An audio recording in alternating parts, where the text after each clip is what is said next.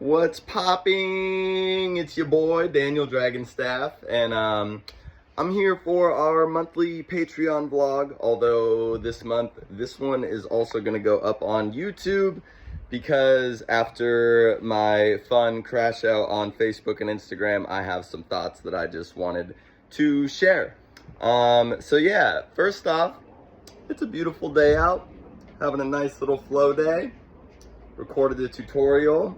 Spun some poi, spun some dragon, gonna spin some fire tonight for the first time in a year. I'm very excited, but I got a little gig next week, so, you know, gotta make sure I'm still comfortable with the fire, and apologies for the noise. There's always planes going by here, but I can't complain that much because I work at the airport. Okay, so let's see. First things first, I gotta say thank you to new members on Patreon. I also want to say thank you to everybody on Patreon and YouTube that is still here. I was ready to see a lot of people leave my YouTube and Patreon and everything after the things that I said on Facebook and Instagram. And surprisingly, only one person left, and they're involved with FAI, so I was not surprised or hurt by that in any kind of way. I would not be surprised if any of y'all left at all, because there can be retaliation now for publicly supporting or following me. So yeah, unfortunately, that's just where we're at now. And okay, with all that out of the way, I can get to the kind of crash out retrospective. I made some notes here so that I can stay on track. I think that there were 5 main points that I wanted to bring up. And yep, that is 5. Okay, so people took what I was saying on Facebook and Instagram about FAI and artists being compensated a lot of different ways. The majority were supportive, but I'll admit that's not who I interacted with most, because if you agree with me on the points that I was making, I felt like, you know, I don't really need to spend a whole bunch of time convincing you of anything, now do I? So I spent a lot more time with the people that were pushing back. A couple people twisted me into a really bad person in my DMs, and that's, I guess, okay. It was a little unexpected and shocking, but I guess when you don't have an argument, you go to attacking the person's character. So I was kind of like, oh, I guess I must be making some good points here. I had a couple people try to, and this brings me to my first point, I had a couple people try to make it seem like I'm just like all in this for the money and I'm trying to get rich or some shit, and saying like, sorry you didn't get paid your $200 for teaching, and it's like, I never even asked for that. I don't know where y'all are getting your info from, but first point is, I am okay with not making money off of it. I only ever asked for festivals to help cover my expenses to get out there, whether it was money towards my flights or towards my gas and food, things like that. Obviously, a compensated ticket, I don't even think of that as anything, because how can I get into the event to do my job if I don't have a ticket to get into the event? So that's just a given.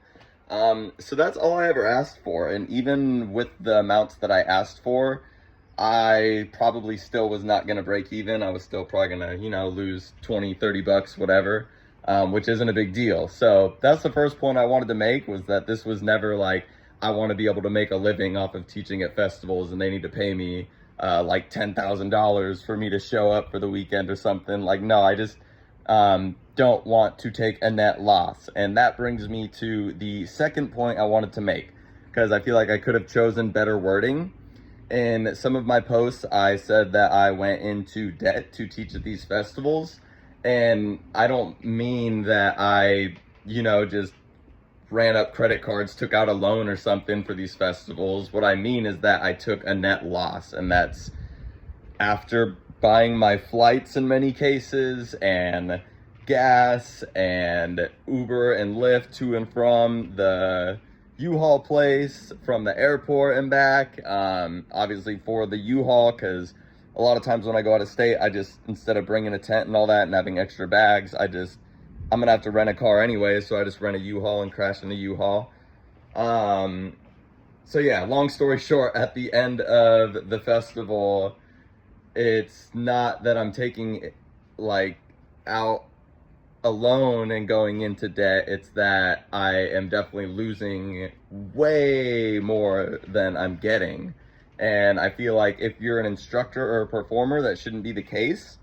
If you're going as a attendee, or I prefer the term student, then yeah, you pay for the ticket and your expenses and things. I've definitely done that because I felt like the instructors were worth learning from and that it was a worthwhile investment for me. But this isn't to toot my own horn, but every single festival that I've taught at least one person, usually more, but at least one person comes up to me and tells me that they bought a ticket because they saw that I was teaching there. So in that case, these events are selling tickets off of instructors' names. And like I said, I have bought tickets to float festivals once I saw who the instructors were. So I bought tickets based off of whose names were on that instructor lineup. I think I'm getting off track here. Let me go back to my notes. Okay. So let's see. Point number 1 was that I'm okay with not making a profit. I just don't want to go into debt or take a net loss. Point number two was that I probably should have used better phrasing. When I say the word debt, I mean that I took a net loss, and I think that if tickets are being sold off of my name, I at the very least shouldn't go into debt. I'm not asking to get rich, I'm just asking to not take a net loss. So I don't think that's too much to ask for. And I think in any other profession, that's asking the bare minimum. I don't know why in this one profession or art form, it's like you're an asshole if you aren't willing to do this for free. So that brings me to point number 3. The only valid argument I've heard for FAI, the Floor Arts Institute, and festivals like Fire Drums and everything not paying their instructors and performers is that they don't actually make a profit. I am not buying this. Many people that I've talked to think that it's laughable that they do not make a profit, and they're going on their Fire Drum specifically is going on their 22nd, 23rd year this year. I find it hard to believe that an organization has existed and ran a festival for over 20 years, as well as multiple other festivals across the country, 20 plus years, and has not made a dime. If that's the case, they have some serious love for the community, and I would owe them a big apology, and I could easily be convinced of that with a spreadsheet. But until I see that, there's no way. Either that's a really terrible business plan or no business plan, and again, I'm just not buying it. Most people aren't buying it. Point number 4. I should have made this part very clear. I'm okay with festivals making money. What the hell? Like, you have to in order to exist as a business. I also just want the instructors and performers, who are the reason that the event is able to exist, to also get paid. Another way of putting this is everybody eats. I want everybody to eat, from the festival organization and organizers to the workshop instructors to the gala show performers. I want everybody to eat. To the attendees, I want them to get their worthwhile out of it. I want it to feel like it was a worthwhile investment for them. And that brings me to my last point. And that is me being okay with not making money and going, as long as I'm not going into debt or taking a net loss. That's fine for someone like me, and that's fine for other people, or I know other people that are in a situation where they do this strictly as a hobby. They do not do it for money. They have another job that pays them well, and they're able to just, pay their expenses and travel and all of that and teach for the love of the art form. I think that's beautiful. I think it's on the events and festivals to still compensate them and The reason why is I think that it sets a very dangerous precedent.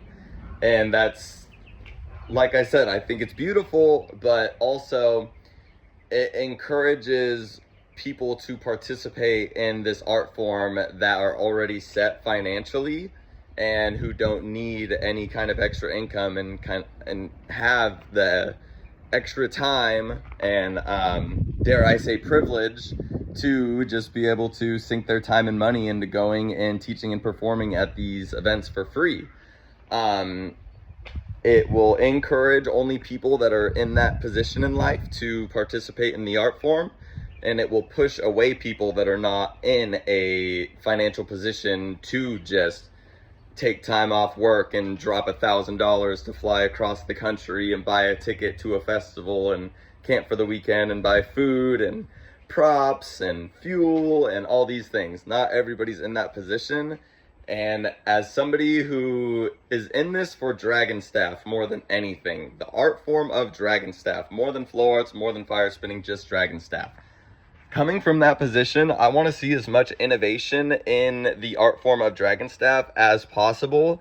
And I think to do that, we need to welcome in as many people to the art form as possible and not just people that are in a good financial and life position. We want to bring in everybody, especially the people that are hungry. I feel like the hungrier you are, the more you can pour into the art form. So I don't want just everybody who's got their fridge full and their bills paid to be the only people in the flow arts community and the only people that are able to participate in this art form.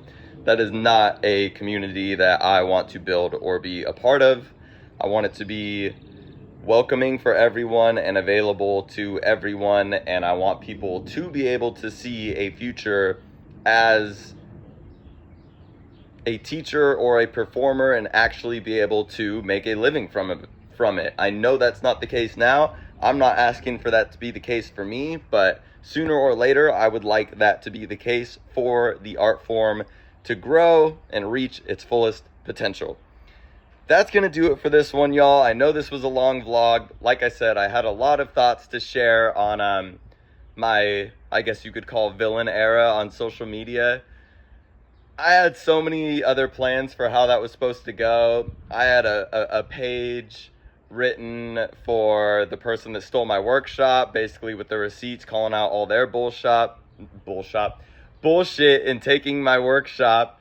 I had a page written out for Drex. I had a page written out for FAI. I was going to call out everybody's bullshit, but at the end of the day, I felt like in some cases it was punching down in the way that some of these people, even though I don't like them and disagree with their ways of going about things, I still felt like it was punching down in the way that I've been doing it longer for them and I have more experience than them. So I wanted to punch up at the most offensive and the biggest flow arts organization in the country that I'm aware of, and one that has taken advantage of me and other artists that I know personally. So I chose to only focus on FAI during that month or so that I was on social media. First, I wanted to build up Dragon Fest, of course, and teach online one last time, offer my workshops for anybody who always wanted to take them but didn't get to. And then after Dragon Fest was over, I had one goal being on there, and that was to call out all the bullshit. And when the time came to do that, I decided it was best to focus on the biggest monster that I see in my local flow arts community, being FAI. All that being said, thank y'all for listening to me ramble. Thank y'all for supporting me. Thank you all for still being here. I know it seemed like I was crashing out, but I was having a good time and I feel really good about it. And that's going to do it for this one, y'all. Much love and take care.